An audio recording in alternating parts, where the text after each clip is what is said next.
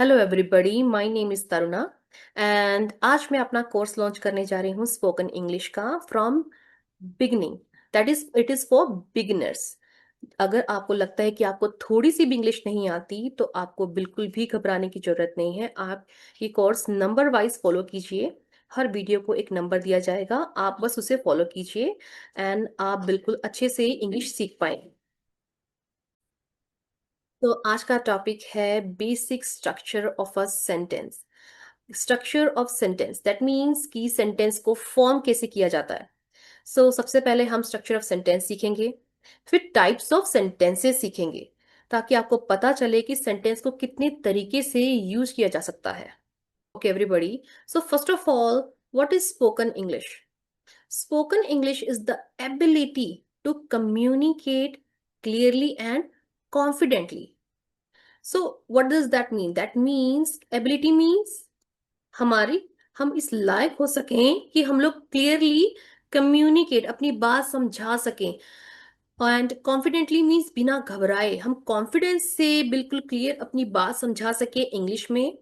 And कैसे समझाएंगे हम लोग? बिल्कुल क्लियर और करेक्ट वर्ड्स यूज करके, बिल्कुल करेक्ट ग्रामर यूज करके, pronunciation, this is not pronunciation, this is pronunciation, look at the spelling, pronounce and pronunciation, ये दोनों की स्पेलिंग डिफरेंट होती है। ओके, सो pronunciation मीन्स आप कैसे उच्चार करेंगे एक शब्द का या किसी सेंटेंस का।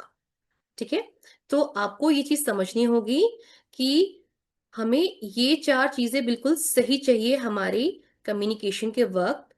First of all is words, हमें शब्द बिल्कुल सही बोलने हैं, ग्रामर बिल्कुल करेक्ट सीखनी है, प्रोनाउंसिएशन करेक्ट रखनी है, उच्चार करना हमें सही आना चाहिए, सेंटेंस का स्ट्रक्चर सही होना चाहिए। सो हम लोग ये सब चीजें सीखेंगे, पर एक साथ नहीं, धीरे धीरे, एक के बाद एक।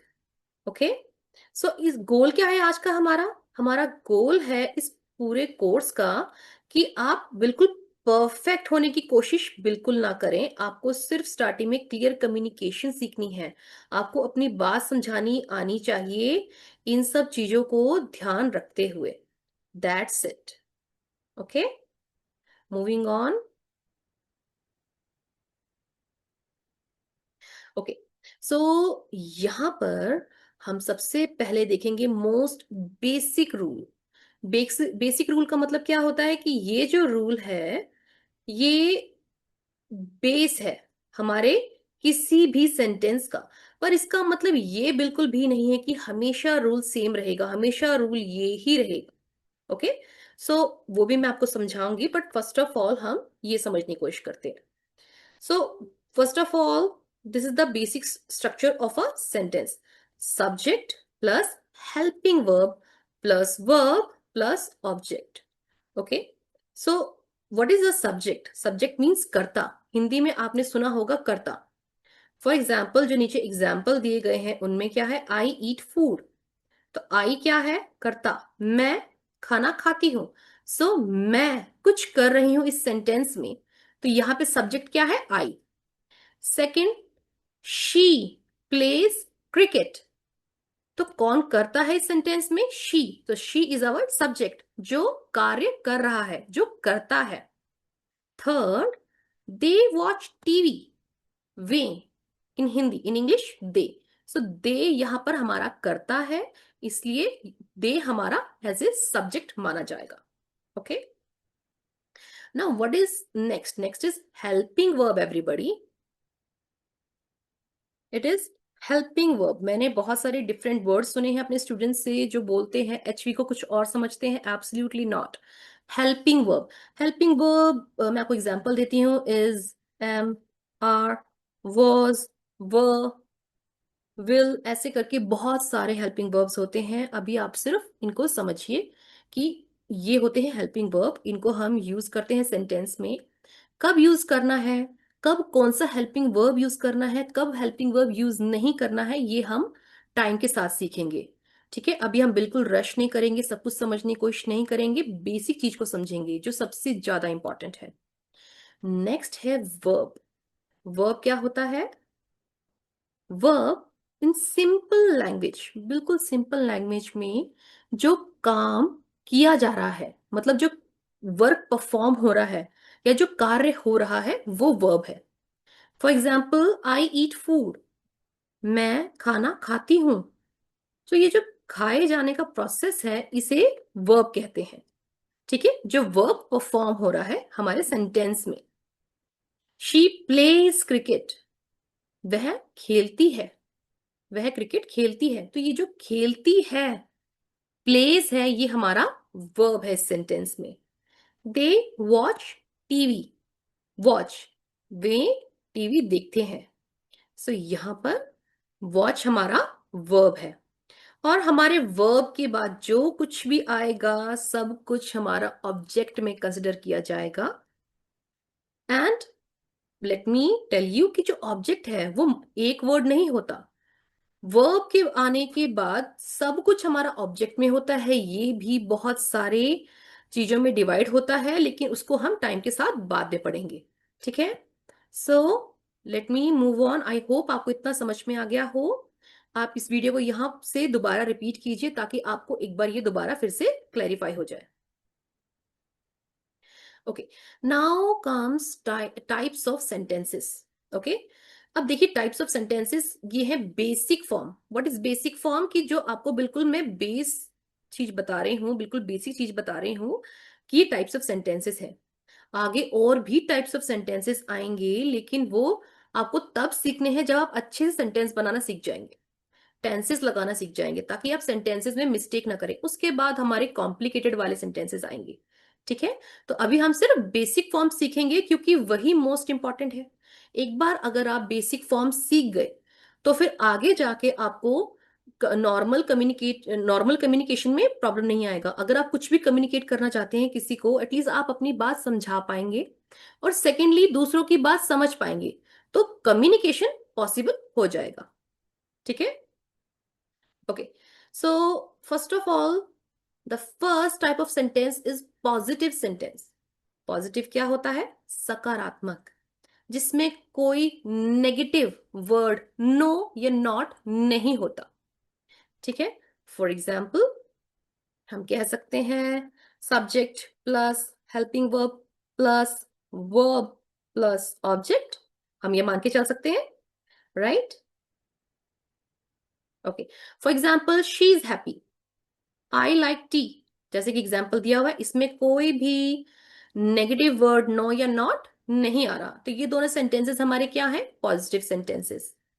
लेकिन नेक्स्ट सेंटेंस क्या है? She is not happy, she is not happy, no या फिर नॉट आ गया, तो ये हमारे नेगेटिव सेंटेंसेस हैं। ऑलराइट, तो इसका स्ट्रक्चर हम कैसे मानेंगे? Subject plus helping verb plus हम एक नॉट लगा देते हैं यहाँ पे, और फिर दोबारा हेल्पिंग वर्ब प्लस वर्ब। इसको मैं ऐसे एज ए ब्रैकेट में लिख देती हूँ ताकि आपको समझ में आ जाए कि यहाँ पर कुछ और चेंज नहीं हुआ है, हमने सिर्फ हेल्पिंग वर्ब के बाद एक नॉट लगा दिया। That's it. ओके, तो यहां पर आपने नेगेटिव सेंटेंस कैसे बनाया? सिर्फ हेल्पिंग वर्ब के बाद एक नॉट लगा दिया। That's it. She is happy, she is not happy. I like T, I do not like T. Now आप सोचेंगे कि यहां पर तो डू पहले आ गया है, राइट? तो यहां पर जो डू है, अच्छा देखिए, let me explain one thing to you people. Do का मतलब क्या होता है? करना। Yes, but do as a helping verb भी यूज होती है। For example does, did, right? तो ये हम डिटेल में कहाँ सीखेंगे? जब हम सिंपल प्रेजेंट सीखेंगे। ठीक है, तो ये सब मैं आपको टेंस के अंदर सिखाऊंगी। अभी हम सिर्फ इतना सीख लेते हैं कि यहां पर, जस्ट अ सेकेंड, यहां पर आप सिर्फ ये समझिए कि यहां पर जो डू आप यूज कर रहे हैं वो एज अ वो as a helping verb use हो रही है। Okay, I hope I am clear to you people.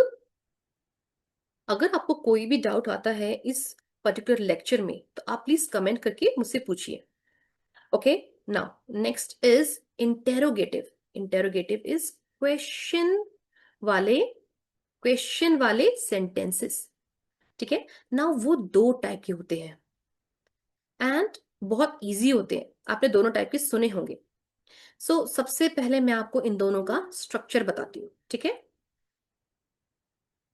Now interrogative sentences में फर्स्ट ऑफ ऑल जो फर्स्ट टाइप है उसमें क्या होगा, हमारा जो हेल्पिंग वर्ब है वो फ्रंट में आ जाएगा और यहां पर एक लास्ट में क्वेश्चन मार्क लग जाएगा। For example, she is happy, is she happy, क्या वह खुश है। आई लाइक टी, मुझे चाय पसंद है। और तो यहां पे कोई मुझसे पूछ सकता है क्या आपको चाय पसंद है, do you like T, right. Similarly, तो ये तो हमारे हो गए हेल्पिंग वर्ब फ्रंट में आने वाले क्वेश्चंस। लेकिन दूसरे टाइप ऑफ इंटेरोगेटिव सेंटेंस कौन से हैं, WH फैमिली वाले सेंटेंसेस। इसमें आपको सिर्फ एक हेल्प WH फैमिली का कोई वर्ड सामने लगाना है और सेम टू सेम ये पूरा का पूरा जो स्ट्रक्चर है वो रिपीट हो जाएगा। दैट मीन्स सबसे पहले हेल्पिंग वर्ब आगे जाएगी और फ्रंट में एक WH फैमिली का वर्ड लग जाएगा। For example, where is he, right. अच्छा, फर्स्ट वाला जो हमारा टाइप ऑफ इंटेरोगेटिव सेंटेंस है, इसका एग्जाम्पल आप क्या दे सकते हैं, do you like me, does she does she like coffee, right. यहां पे सेकंड वाले का एग्जाम्पल क्या हो सकता है, where is she today, what are you doing, how are you feeling. So WH का मतलब सिर्फ व्हाट वाई वेयर नहीं है, जो how whom and many many words हैं, वाई है, इस तरह के बहुत सारे वर्ड्स हैं WH फैमिली में। इसे अब आगे हम इन हर चीज को डिटेल में पढ़ेंगे, अभी मैं आपको सिर्फ एक बेसिक आइडिया दे रही हूँ, ठीक है। सो आई होप आपको ये सब समझ में आ गया हो। अगर आपको कोई भी डाउट है इस पूरे लेक्चर में तो आप प्लीज कमेंट कीजिए। मैं इसका आंसर या तो नेक्स्ट लेक्चर में इंक्लूड करने की कोशिश करूंगी या फिर उसके लिए एक अलग से वीडियो डाल दूंगी या फिर मैं आपको कमेंट में ही रिप्लाई कर दूंगी। Thank you so much for today's lecture. To learn more such lessons and to learn English from beginning to professional level, kindly like and subscribe my channel and follow me for more videos.